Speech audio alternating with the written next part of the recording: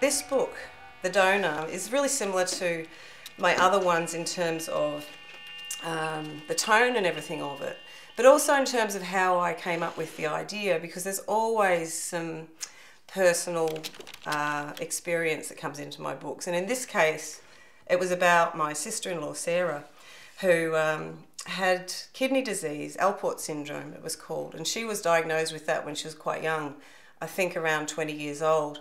And at that point she was just falling in love with my brother, they'd just met.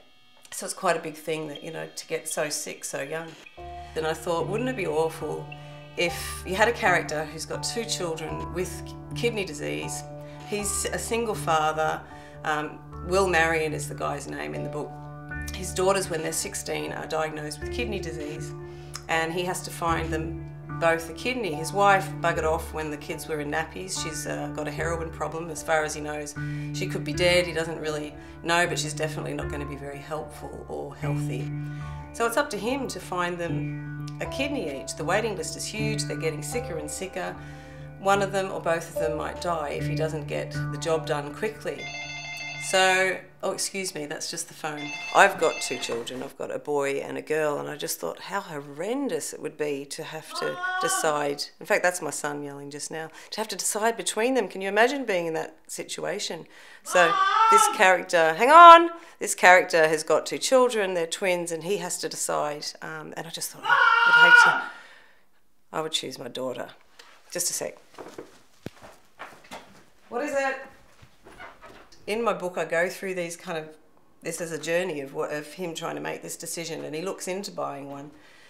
And when I was researching it, I looked up, you know, all about this, and was really struck particularly by one photograph called One Kidney Island, they call it, in the Philippines, where a huge number of the young people there sell a kidney. And I think they get about an equivalent of £1,000 for it. But it is abhorrent and it is awful. And I put up a blog post, you know, where I wrote about this. Would you sell your kidney? You know, where are you at? Who do you donate to? Who am I going to give my kidney to?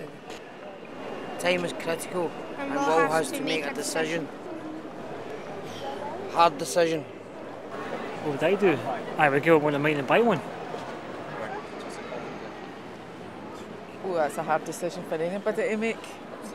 I can't imagine. I don't know what I'd do. I think I would probably kill myself. Yeah, unless it was killing I don't know. I think I would... Killing myself?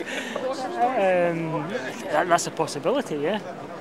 Literally, he would be committing suicide if he'd done 2 donations. It's a question of saving your daughters. That's all it amounts to.